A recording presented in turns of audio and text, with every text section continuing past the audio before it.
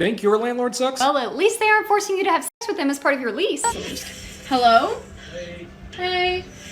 The man they call the worst landlord in New York. Hard to fathom anyone really wants that title. So a few weeks ago, I made a video talking about absolutely terrible tenants, sewage everywhere, holes in the wall, completely destroyed, and example after example of what some of these landlords go through, showing you that it's not as easy as just buying a property and renting it out and printing out free money forever. But now I think it's only fair to flip the script and show some of the nightmare landlord situations some people have had to deal with in their lives. I'm lucky enough to have a good landlord right now. I've had absolutely no issues, and hopefully if everything goes to plan, by the time I'm done living here, I'd be able to buy myself a home, so I really wouldn't have to deal with any of the examples we're about to see today. So we have some clips to go over along with some of your comments from previous videos, so if you have any experiences like this, leave it in the comments down below. But we're going to start off with a clip that I guess is pretty common just from the amount of videos that I saw with similar situations, which just sounds insane to me. I got a phone call from my landlord, and he said, Michelle, I'm going to come by today and I'm going to change the filters in your house. And I said, you don't have to do that. Just leave the filters out by the front door, you know, on top of the stairs by the front door. And when I get home, I'll do it myself. But thank you very much. And he said, okay. And then, because I didn't want my landlord in the house without me here. How weird would that have been? So anyway, I get home. I came home a little bit early. I got up to the top of the stairs and the door was wide open. And the filters, there's two of them, they're still out there in front of the door. And I go in and my God, to my surprise, there's two men in there. Two men. One of them, my landlord, and another guy who I have no idea who it was. One of them was sitting at my kitchen table. And then the landlord was standing in front of the refrigerator and he was pulling out a Diet Coke. Now real quick, we'll look at the comments. This is why every time I rented, I changed the locks, and when I moved out, I put the original back. If my landlord ever complained, I knew he attempted to enter. It isn't legal, but safe, so I'm not going to advise you to do that. I guess I could understand why some people will, but another comment we're going to see very common throughout this video, it's against the law. I'd make a report with the police, get a lawyer, and file a lawsuit against the landlord. That was illegal, because again, I did not think it was this common, but if you want to look up bad landlords on TikToks, there are many stories with similar situations, just one after another. You could just keep swiping and it's the same thing. So we have a comment from you that I bet is one of the excuses of the landlords and why this happens. It's annoying my property management does quarterly walkthroughs, but seeing this, I completely get it. And that was with the tenant nightmares where all of the houses or the apartments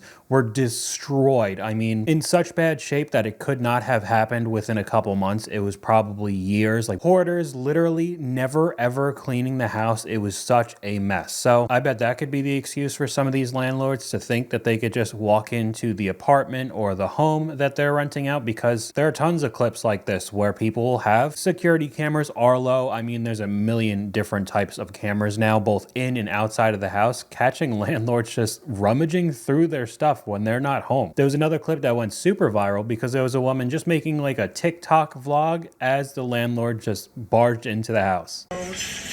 That's cool. And I got my nails done yesterday with my sister. Hello?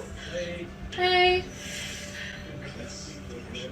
Okay. I guess I'm lucky that that just hasn't happened to me. Here are some of the comments as well. As a landlord, I can tell you this is not legal. He has to give you notice instead of just walking in like that. It's illegal for a landlord to enter into your home or apartment. Again, something we're going to see throughout this video. Another comment, my landlord used to do this to me all the time. But we have a comment from one of you guys. It's a pretty crazy story. My landlady let me move into one of those dirty places. And the deal was that if I cleaned up, swapped the carpets, put in a new kitchen and toilet for a place that she did not own, and in return she wouldn't raise the rent where she lived. Right off the bat, you're gonna have to stay there for quite a long time to get a return on your investment. A new kitchen, toilet, and carpet, even if you get the cheapest appliances, that's still gonna cost a ton. After I made the place livable, she raised the rent. And after 2 more years, when I moved out, she had the audacity of asking me to rip out one of the new floors because she didn't like the color. I was 8 months pregnant at the time, so over it, and I told her to to keep my deposit and never contact me again. Doing renovations on something you don't own at all, I mean, I guess I understand the thought process of not having raised rent in a housing market that almost every year the price goes up. I guess this agreement was not in writing, so the landlady just started raising her rent anyway.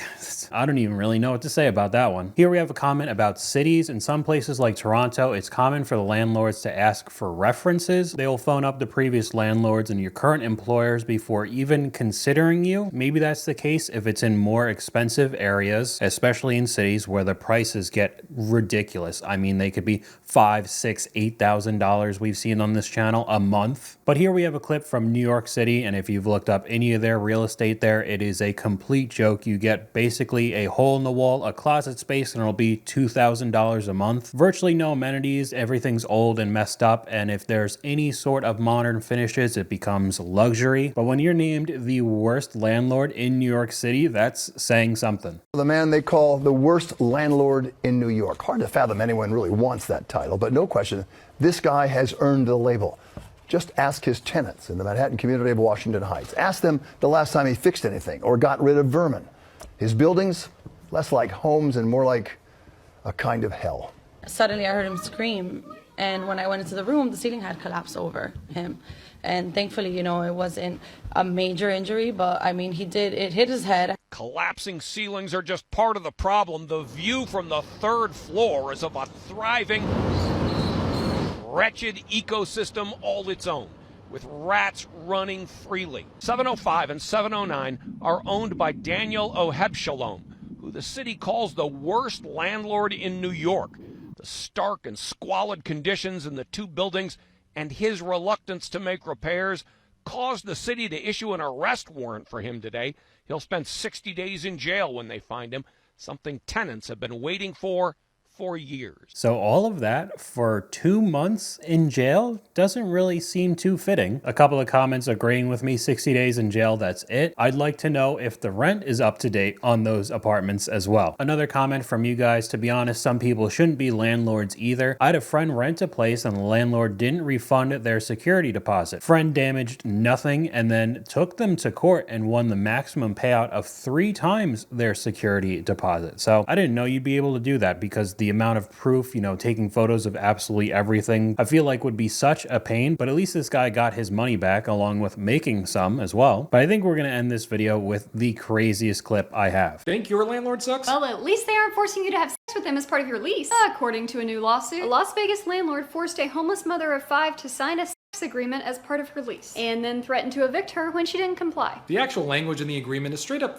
gross, and basically says that the mother gives full consent to have with the landlord for a period of 5 years. And he happens to be 80 years old, by the way. The agreement also includes other creepy like promising she doesn't have a boyfriend or a parent who is larger or meaner than the landlord or who owns a gun.